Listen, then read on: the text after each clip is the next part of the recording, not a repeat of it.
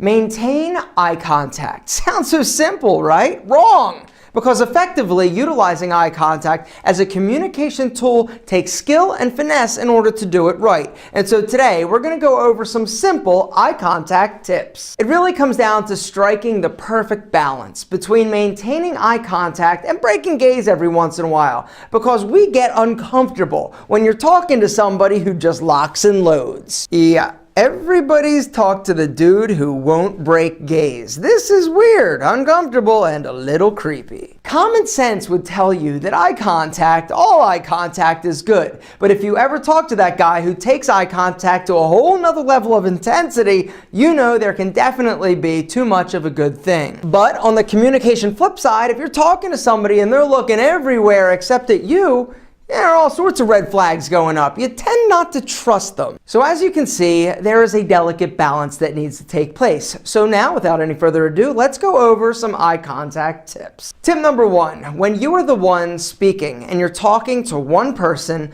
eye contact, meaning like holding a gaze, should only last between 5 and 10 seconds. Anything longer than 10 seconds tends to make people feel a little bit uncomfortable. All right, you can time yourself in the mirror if you want to figure out what 10 seconds feels like. But all you need to do is break gaze for just a second and come back. It's this little break, either up to the left, down to the right, wherever you want to look, all right? That is going to make the conversation feel a little bit better. It still lets the person know that you are talking to them and communicating to them, but it's not quite so intense. Tip number 2, if you're speaking to multiple people or a group or an audience, you want to make sure that you don't stick on one person for more than 2 to 3 seconds. All right, because if you just stay and you focus on one person, like your mom in the audience, talk just to her or deliver the speech to her, everybody else in the room is going to feel left out. I would constantly be moving, adjusting, all right? A nice smooth transition is great. Looking people in the eye. Don't hold any one person's gaze too long. 2 to 3 seconds max. Tip number 3, when you are the one listening,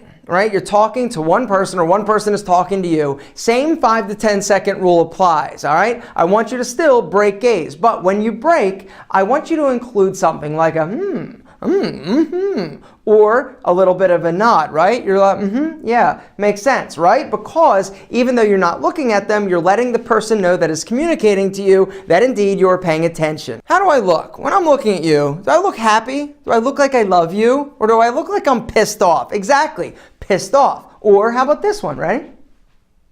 Exactly. I look like I'm into you. I'm digging you, right? Because with eye contact, it's not just the eyes that need to be focused on the individual or person. It's also what's going on up here. Pay attention to what your eyes and your eyebrows are saying, because we do so much communication, not just with our eyes or with our mouth, but our facial expressions are going to be a big deal and have a lot to do with how we are actually being received. So you can be looking at somebody, but if you're looking at them and they can tell like, yo, I think this dude is going to punch me, that is absolutely wrong. And tip number 5, when you are talking to somebody or somebody is talking to you and you break gaze, the place that you should not direct your eyes is towards your phone, because there is nothing worse than talking to somebody who keeps looking away and looking at their phone. It absolutely lets you know that they are not paying attention to you and more interested than what's going on their phone. So when you're having a conversation, the best idea is to actually put your phone in your pocket or in your bag. Get it off the table, because even if you inadvertently glance down at it, I'm thinking, yo, he's got a text he needs to answer. Am I boring you? I'm sorry that I'm taking up your time. Go ahead, grab it. I don't care. I'm done here anyway. Gentlemen, eye contact. It is a critical component of the communication process. Knowing how to maintain it, but knowing when and how to break gaze is equally as important as actually looking somebody in the eye. Because like we demonstrated, like you know, because you've talked to them, you know what it feels like when you're talking to somebody who you can't shake, right? Don't be that guy. Gentlemen, eye contact. It's a critical component of the communication equation.